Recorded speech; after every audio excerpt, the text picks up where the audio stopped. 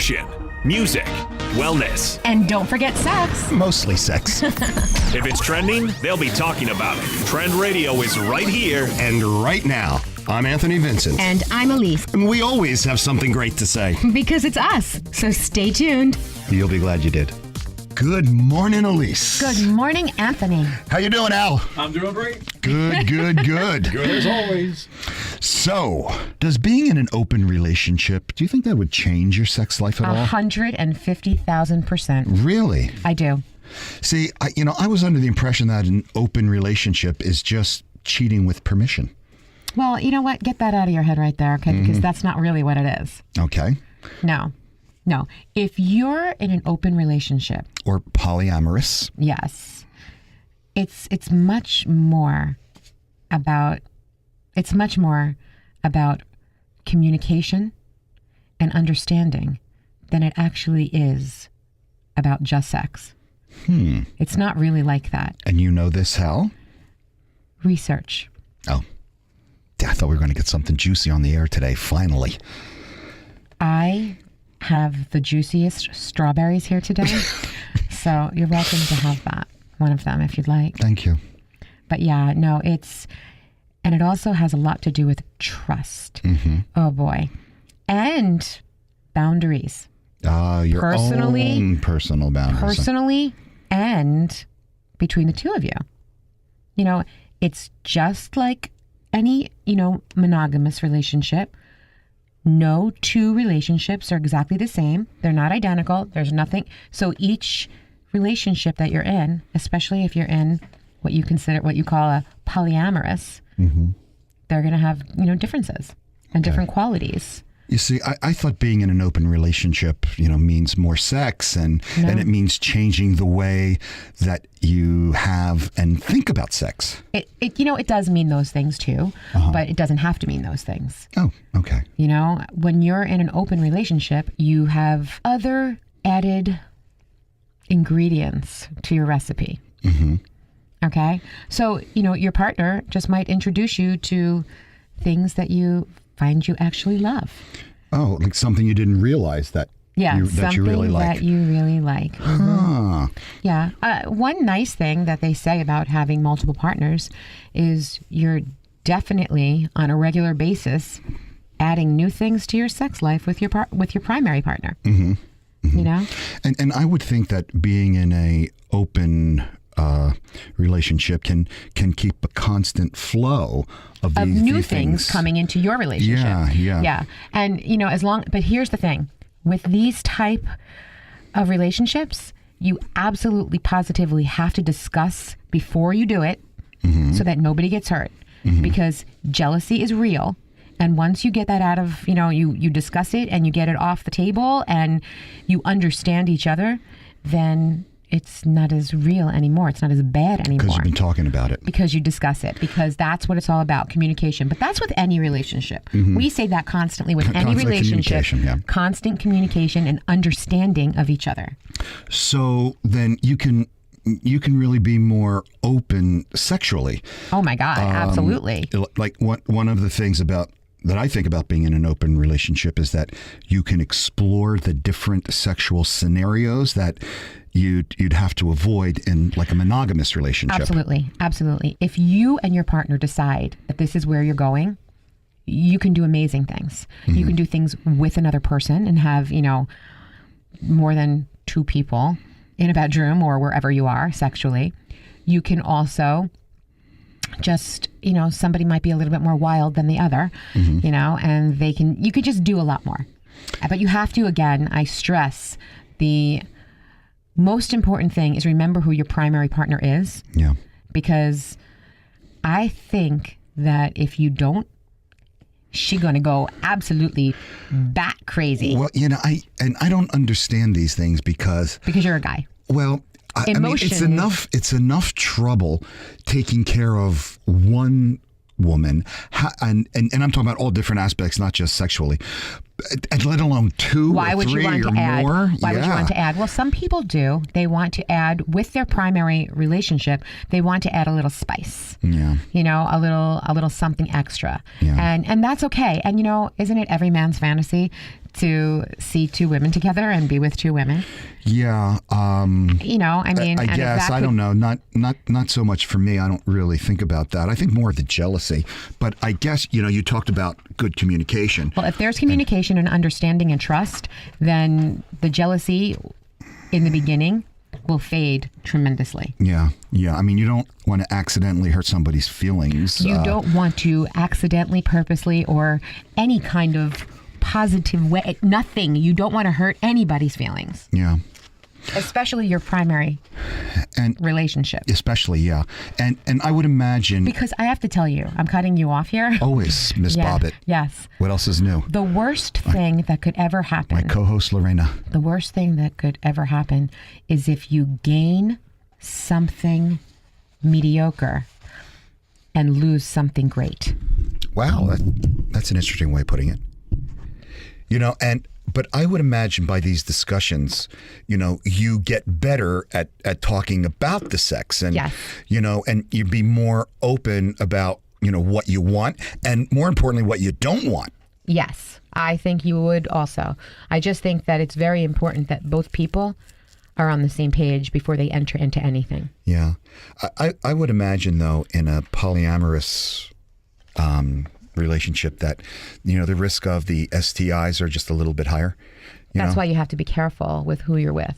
Yeah. But that's with any relationship. But, some of the things that I've read that not everyone in an open relationship is having loads of sex all the time.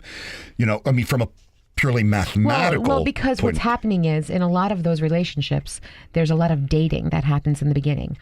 In this way, there's Till you find the right communication. one. Well, it's say you found the right one, then before you know it, then there's this dating thing that happens, and whining and dining. It's not just about getting down to the nitty gritty. It's not just about having sex. It's about actually having another person that you're having a relationship with, Yeah. It's, which can be like, oh, yeah. but I would think two people having sex with X number of people, the likelihood of coming into contact with someone with an ST is higher. I would think so too. That's again why you need to Know your partner. know who you're with. Yeah. Keep it to a and- minimum. Exactly. You know, and not that's another six, thing. maybe one. That's the thing. That's the thing. Most people, like you said, it's enough to take care of one person, not only sexually, but emotionally and Oh, yeah. physically and Mentally, financially. yes. I mean, there's a whole bunch going Aye. on. So then why are you going to add three more? Typically in an open relationship, when two people decide that they're going to do that, they're the primary relationship, and typically what will happen is they'll add another person, not six, like you said, but another one. So 3 at a time or 4 at a time? Well, then each person would have two at a time, sometimes three.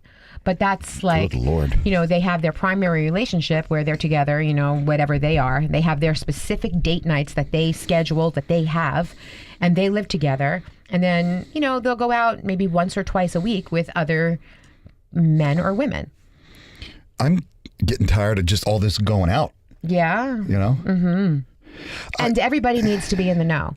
Like the added person needs to understand that you have, a person that you're together with, that you have a primary person in your life, and that it's okay with her. That kind of thing. Well, I guess when you're in relationships like that, I guess it takes some of the pressure off the sex, because sex can become an activity you enjoy more freely and, place a lot less significance on the sex, in and out of a relationship. Yeah, but, at the same time. When you're in a new relationship, everybody wants to know about the sex right away. Do you kiss on the first date? Do you do this? Do you do that? That, to me, that's like added pressure. And actually, why would you even talk about that?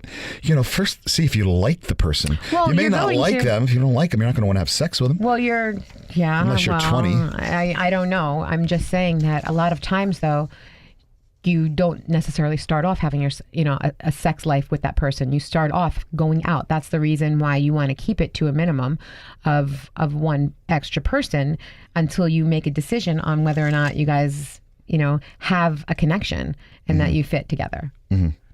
I guess plus, all that communication and the boundaries, and sex in your relationship, I guess it really could be good for fostering intimacy. And when I say intimacy, I don't mean the sex, I mean the closeness. Okay.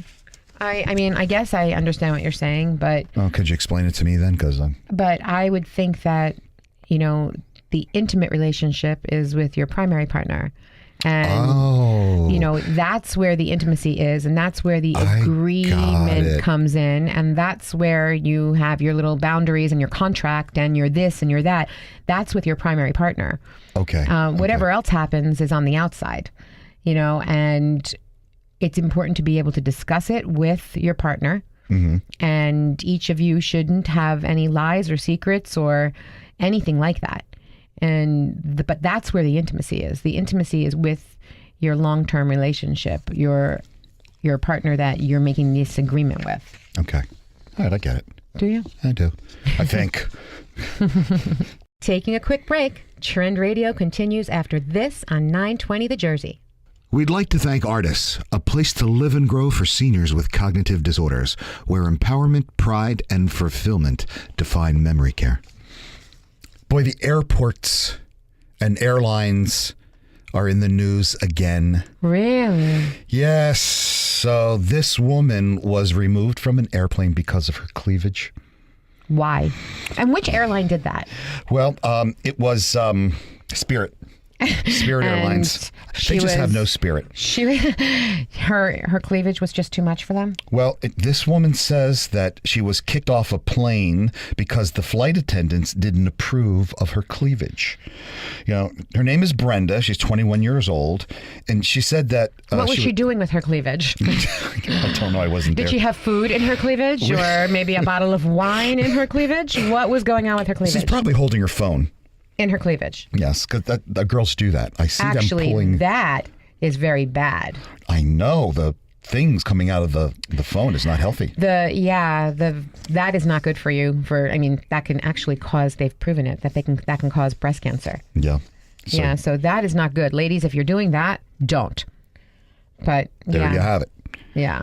But anyway, she was flying on Spirit Airlines from New Orleans to Fort Lauderdale. It was a Friday night when the flight attendant accused her of being drunk and belligerent. Okay, now that would be a reason to remove somebody from an airplane. Yes. If she's drunk and not behaving properly, that's a different story. I can't imagine that they said anything about her cleavage. She said she was sober at the time, and that she was informed she informed the flight attendants of this.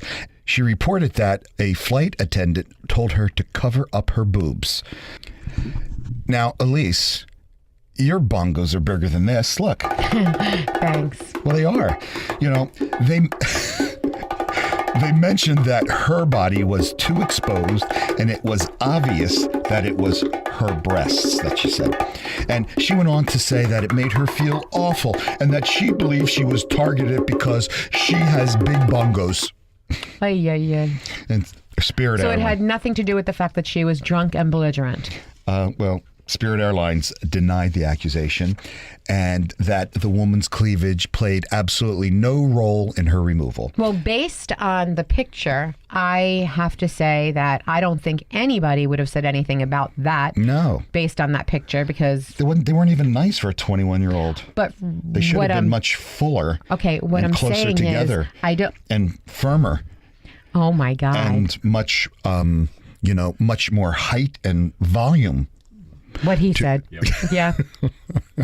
Well, anyway, the airline said that the woman was removed because she was intoxicated, and other passengers complained about her behavior. Now, I would go with that, and that would make sense to me. So maybe Spirit does have spirit. Maybe they do. Speaking of Spirit, so this adult film star wrote a little guide about having sex during your period. know. Remember, we used to talk about that all the time. Yes, I think we're still allowed to talk. We can talk about it as long as there's a study to go with it. Yep. Alrighty. Back it up, baby. Alrighty, and I guess it happened to almost every sexually active vagina owner out there. You know, big vacation, an event, a hot date's coming up. You just want to get some, but your cycle has other plans. Don't give up the dream. But that's okay. That's right. It's okay. We're here to give you some insider information on having period sex because there was an actual, remember we did that whole, what was it called? I don't remember what it was called. The wolf thing, remember that whole... Oh, I remember the wolf thing, yeah. I don't even remember. We're going to have to research that and get back to people on that one. We absolutely will. Okay, so I'll let you continue now. Well, okay. Yeah, period sex. You're only going to hear this stuff on Trend Radio. Oh, yeah. Well, okay, so sex in general is pretty aight, you know. Aight. Yeah, it's aight with lots of benefits. Depends on, who you're with. That's it always depends who you're with. Yeah. You know, because it could either be aight or all right. Yeah, or it's either aight or all right. Yeah, you do that much better than me. Mm-hmm. That's because, I got a little more soul. Oh, you think, huh? I'm going to show you some soul in a minute. So anyway, during this menstruation, like I'm talking like I know firsthand. I was about to say, wow. Yeah. You should be talking about this more than me. What are some of the things that it could do? Okay, look. It can help with cramping and headaches, okay? We all know that sex improves our moods. It improves my mood. And it'll bring you closer to your partner. And when you are when you're having your period, you're like freaking out anyway. So it just helps.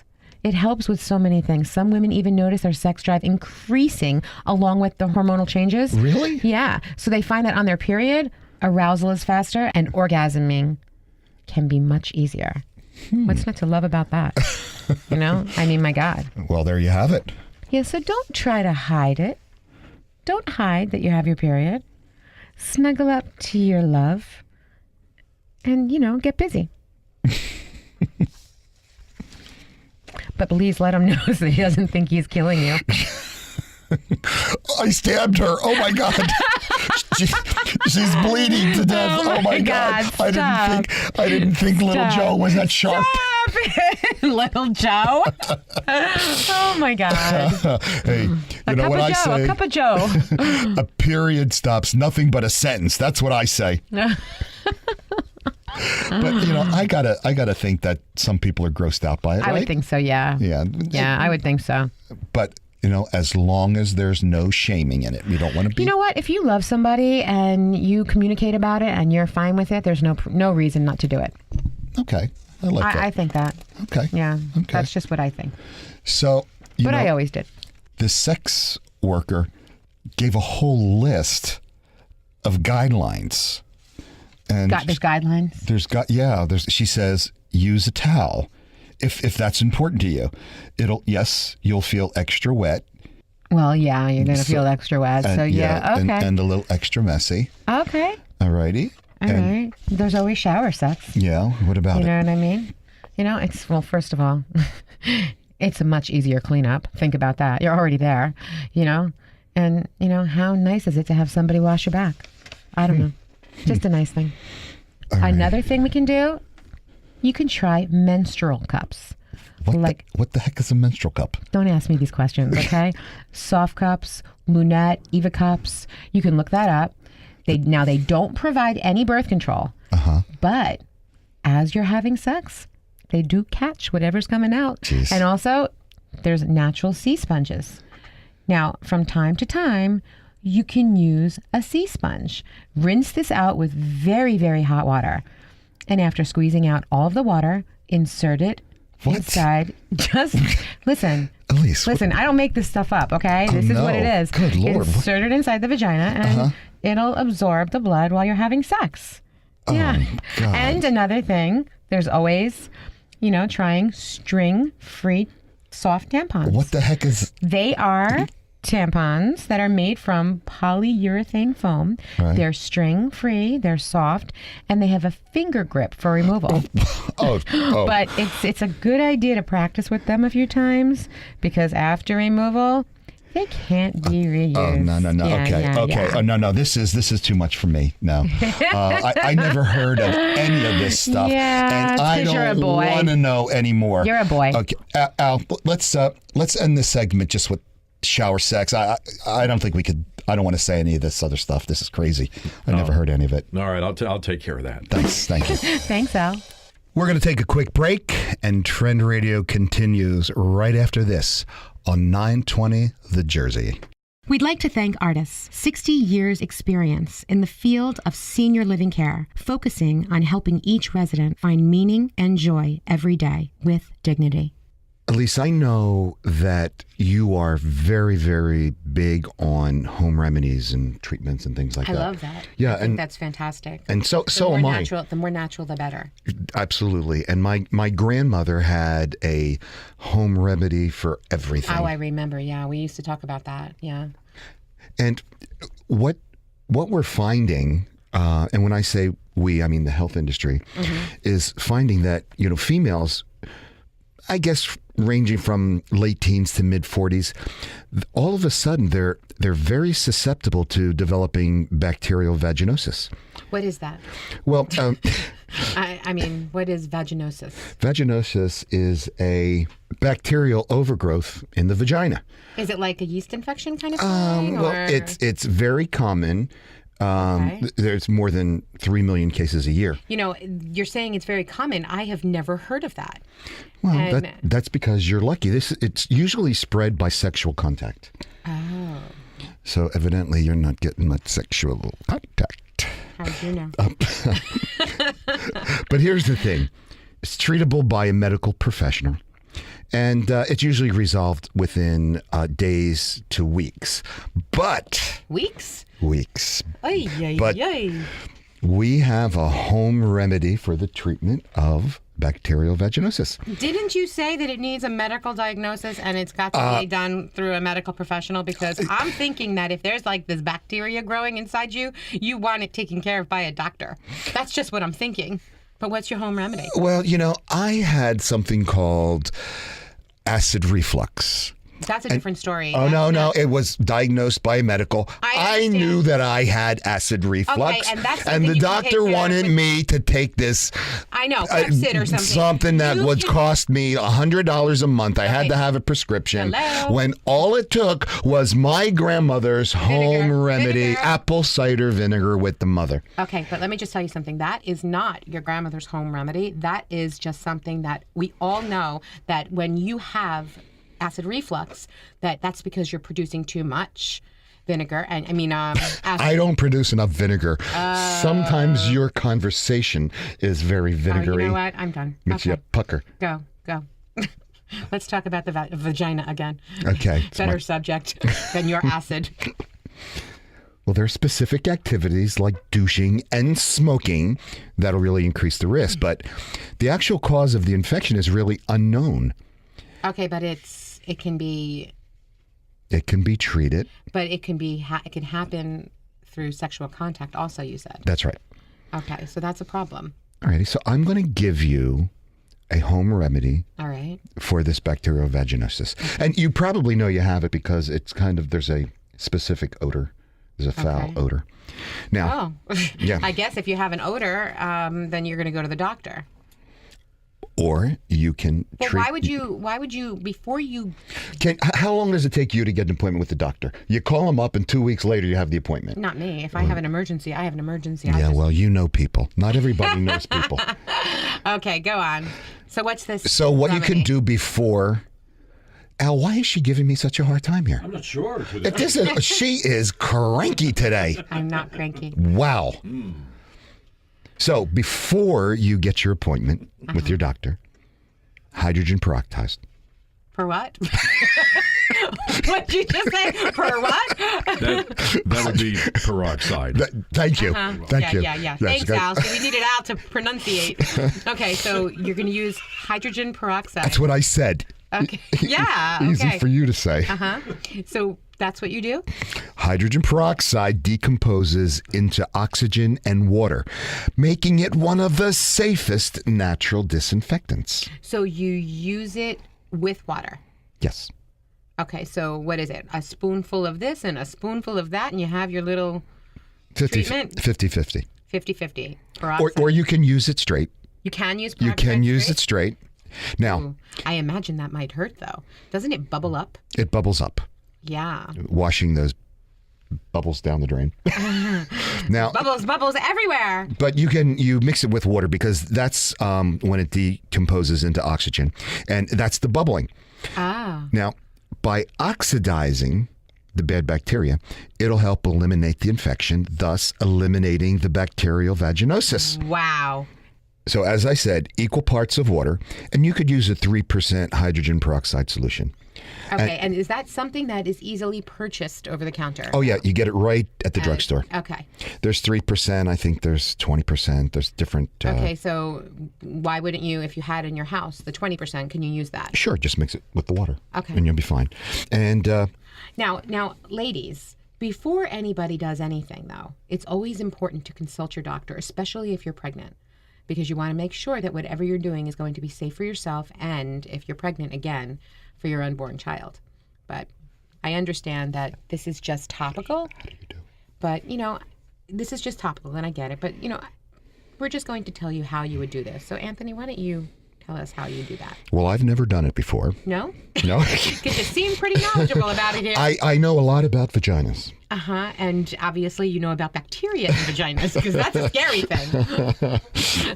So talk to me about this. What's going on here? Well, you could administer the solution with a douche, or you can soak a tampon in it and insert it Oh, for so about it 20 needs to to 30. go all the way inside. It needs to go inside. So it's almost like an eye wash, only this is a vagina wash. And I'm sure there are certain boy. kind of bottles. When I was a is kid, one I heck saw of a those big red hot water bottles hanging Ay, ay, from the ay. door. And So it's like a swish. it's a swish. Okay. Interesting. So a spray bottle's not going to necessarily work because you really need to get it up there. You really need to get it up there, rinse it out. Got it. What goes in must come out.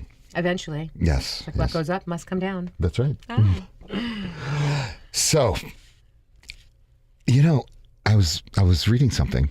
You were? Yes, I was. We read a lot. Do you What know? were you reading? Well, there's now a contraceptive pill that's made from olives and dandelions. I heard about this. You did? Yeah, I did hear about this. Tell us about this.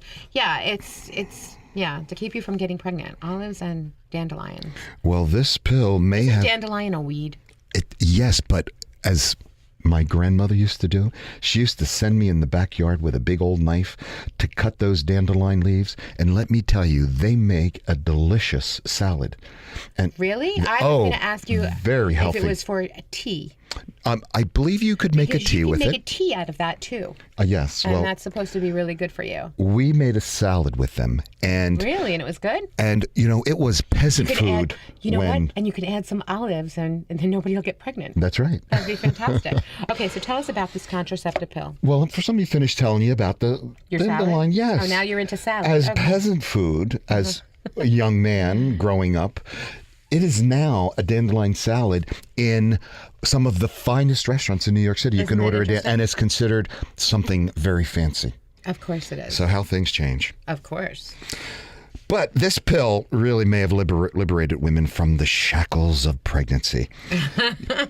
Now we've heard that it, might have an adverse effect on our mental health. Why? We know that it can increase, the fate of or the risks of a fatal blood clot. What? Yeah. Many women. I'm talking about birth control pills now. Right. Many women Right, that is fear true. the hormonal changes, leaving them, physically and mentally worse off. But It's so interesting that you say, contraceptive use, especially the pill. When you're over 35, and especially if you smoke, they say you shouldn't be taking the birth control pill. And so you're putting yourself at risk because you're still menstruating. that's right. That's right. And I actually have some friends that still menstruate, that still smoke. They're over 35 and they take that pill. Well, Yeah, that's craziness. well, So how sooner or later, your friends might have another option. so is this out yet, or is this something that they're just working on? They're working on it now. The scientists from the University of California at Berkeley are claiming that the natural ingredients found in olives might be able to prevent pregnancy. So should people just eat a lot of olives? They could do that. They say it's the lupol and pristimarin, which are also found in things like the aloe vera. It's found in grapes, mangoes, and dandelions. And what it does is it prevents the sperm from breaking through the protective wall of cells surrounding the egg during sex. Do you know what's so interesting? There are certain foods that you can actually eat that actually help guard you from becoming pregnant. One of the foods also is soy. Soy is something that they say if you have trouble getting pregnant, you absolutely positively should not eat soy, because soy is one of those type of foods, I guess. And soy is a cheap ingredient just growing all over. Well, it's a filler. It's a filler in many different foods.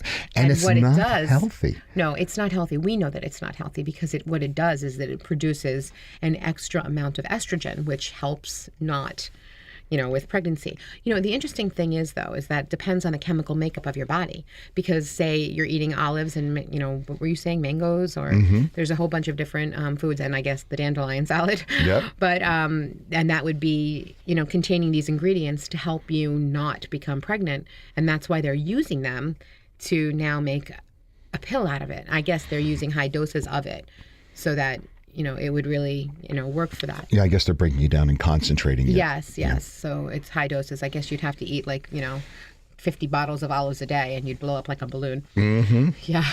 But you'd have good skin. Yeah. Yeah, I guess, that you would do with olive oil. You don't need the olives. You'd really be like a sodium freak. Yeah. Well, the researchers looked at the sperm that have been affected by this naturally occurring chemicals, and they found that it was unable to push through that barrier. And that is what's needed for fertilization to happen. That sperm's got to push through that cell barrier to get to the egg. Got it. And they believe that the non-hormonal method could work either as a permanent birth control, in the form of a skin patch or a vaginal ring, or as even an emergency contraception. Got it. Wow. What an interesting thing. It's nice that they're coming up with different ways that are healthier, because their current way, not so great.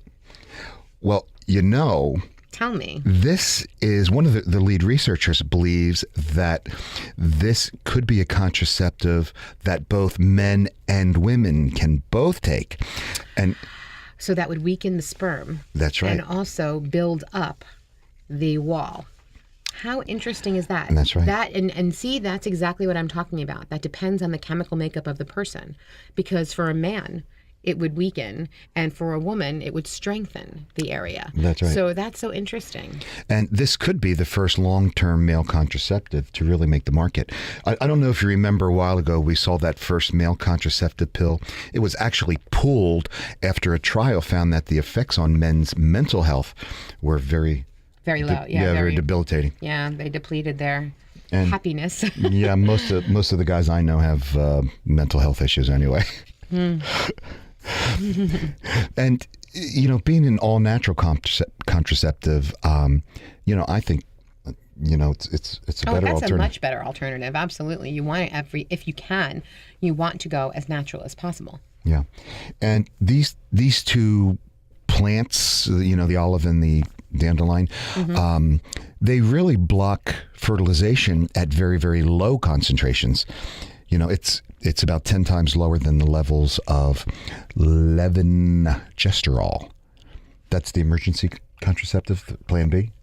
Oh. I don't know if I said it right, but this could be a new generation of emergency contraceptives.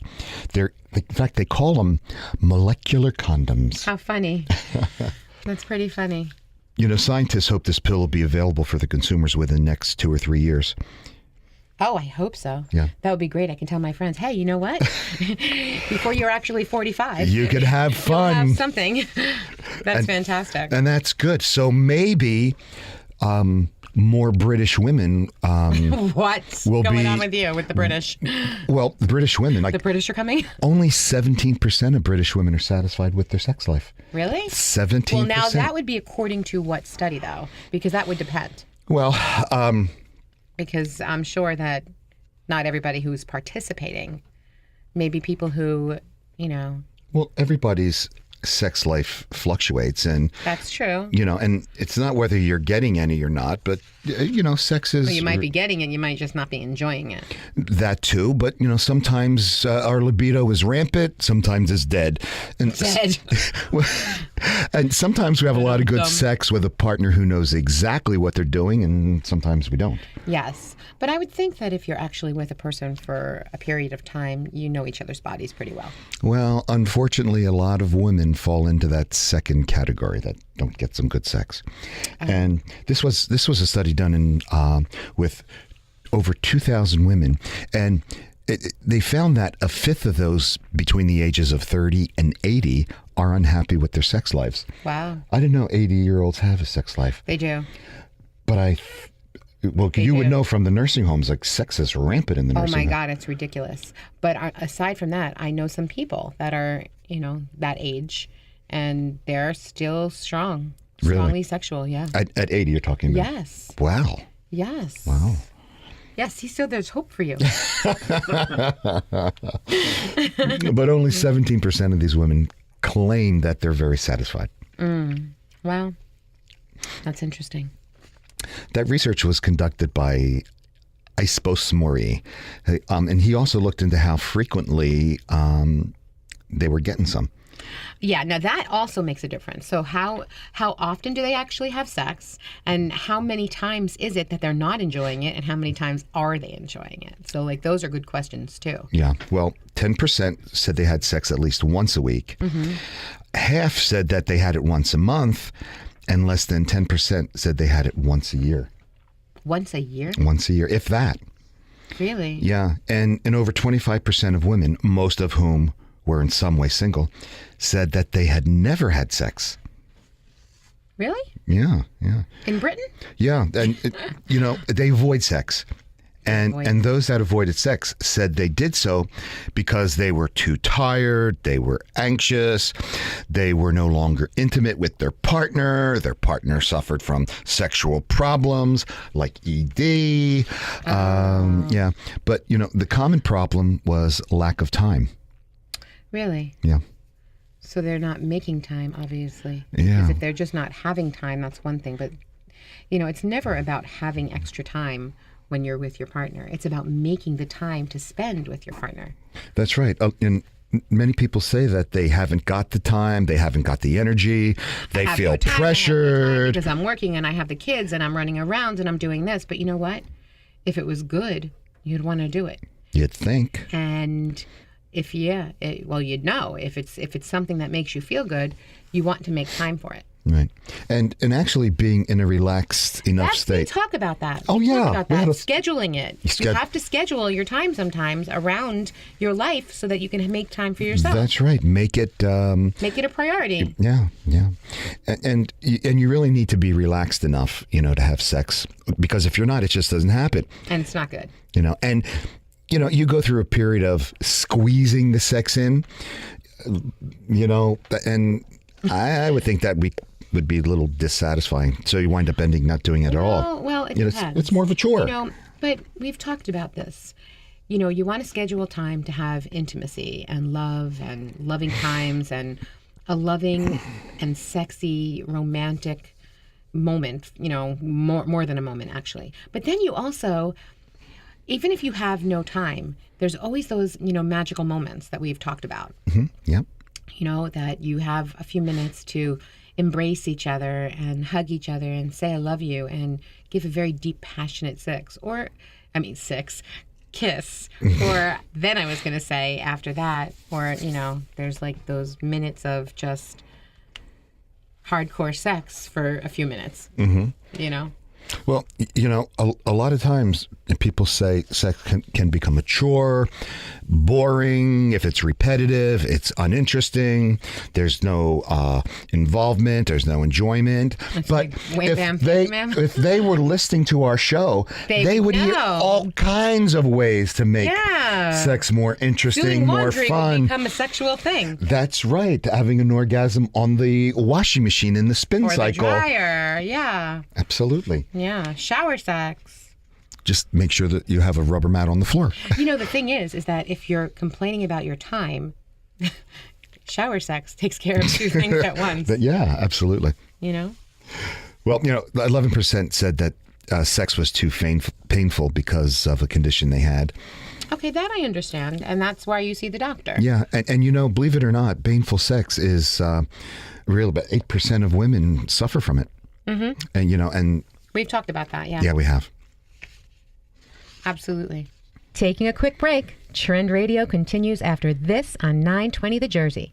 We'd like to thank Artists, where senior residents are encouraged to do what helps them feel fulfilled and content, offering spacious living areas designed for social and emotional connections, with safety always at the forefront.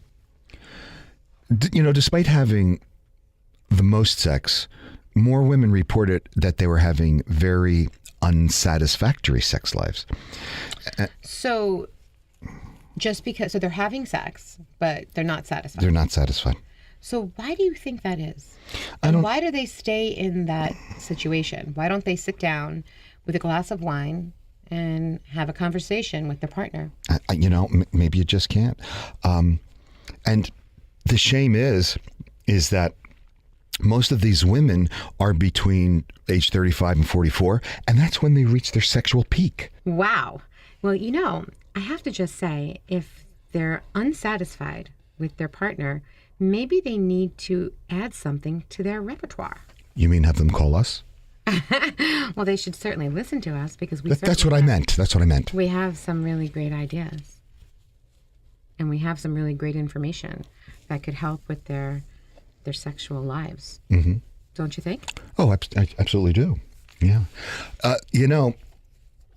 There's another scientific study that's claiming that lesbians fancy women because men get turned on by it.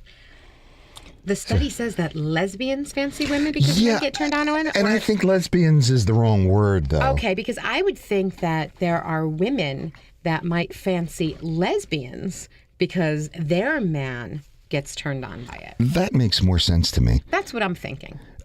But the gist of this study was that one of the main reason that some women is fancy the right word? That seems like a word we wouldn't use. Well, fancy somebody, that's just because that happens to be with the study, but I understand what you're saying. So here's what I'm thinking.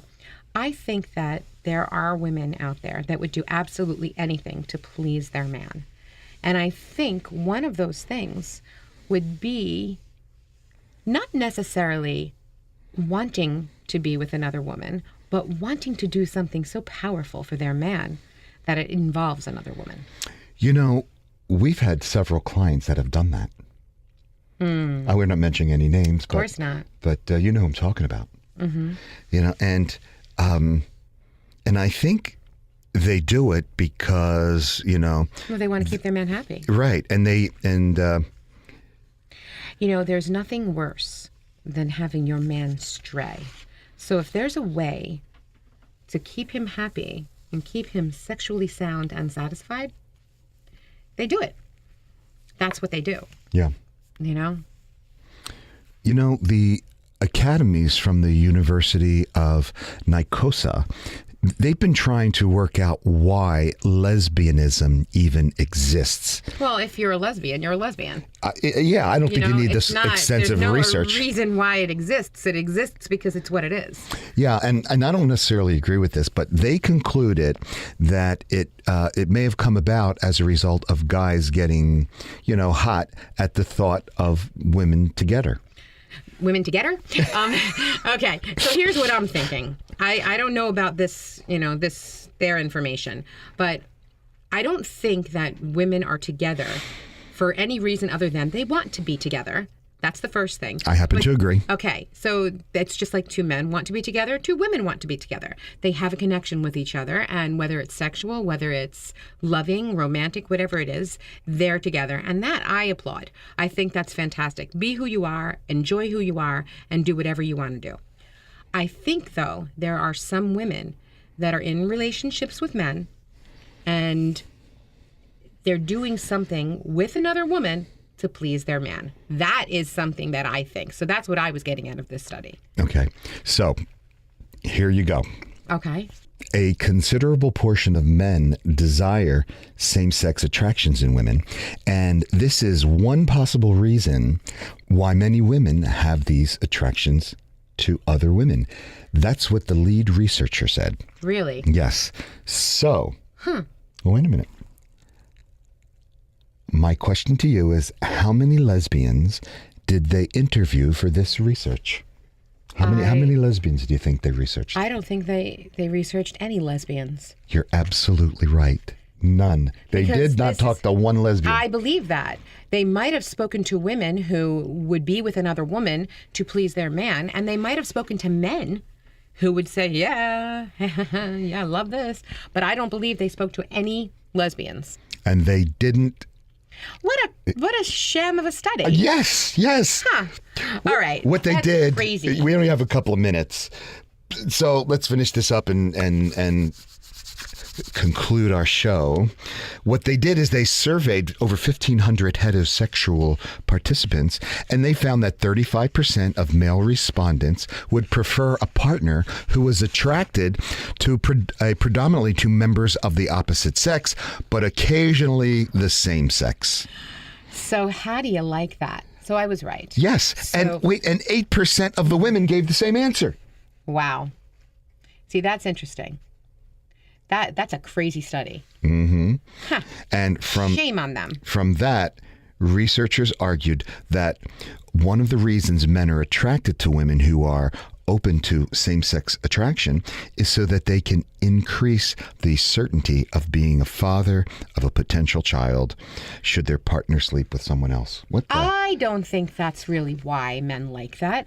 I think the man likes that the woman is with another woman because, first of all, then he has the opportunity to be with both of them. And secondly, he has the opportunity to see a hell of a show. That's what I think. Well, maybe the show, but who wants to be with two women? Boy, that is a lot of work. I think that any man would love the opportunity to be with two women at the same time. You know what? Think about this. He's the man. He's the man. Oh, yeah, he is the man. Uh-huh. That's what I think. What if the girls are ugly? You know what? I don't think that matters. What if they had no teeth? I think that some men would prefer that. Just saying. Well, a woman driven by her sexual desires may seek sexual contact outside of her long-term intimate relationship. And when this woman has sex with another woman, she does not have sex with another man, which translates into same-sex contact, reducing the risk of pregnancy. Oh, That's what the is study... that what that's about? Yes. Okay. But you know what's interesting? I don't understand. I mean, if you're not a lesbian, why would you have sex with another woman if it has nothing to do with pleasing your man? It's the men who prefer this. It's, you know, they said that women wanted to get with women in an instinctive sexual trait that serves as a mechanism that To turn on their man. yes, That I and to make understand. you reproduce. Yeah, I don't know. I don't know about that. That's crazy. Okay.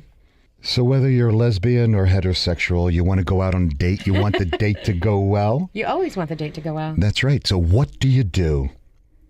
I think that you take them out to eat something. You take them, or for coffee. Coffee is always a great date. Yeah, I don't like that coffee business. But Sure you don't. you're right. You take them out for fried chicken and have a Bloody Mary. Why? Why fried chicken? Because I don't know that anybody I know eats fried chicken, especially not on a date. Oh, KFC, the best. Oh my God, it's fattening. Doesn't And you're matter. going to smell like you're fried.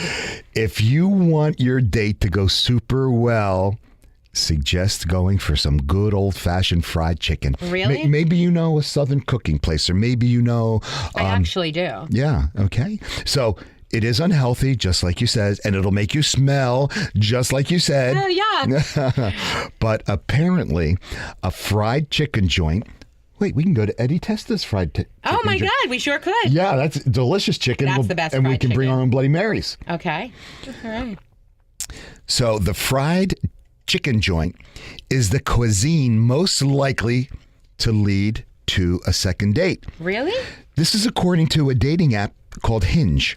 Fried chicken is the most popular dinner date option according to that. I just can't believe that. And so then you, with the fried chicken, you have the Bloody Mary. Or you can have the fried chicken and then go somewhere for a Bloody Mary. Well, why the Bloody Mary?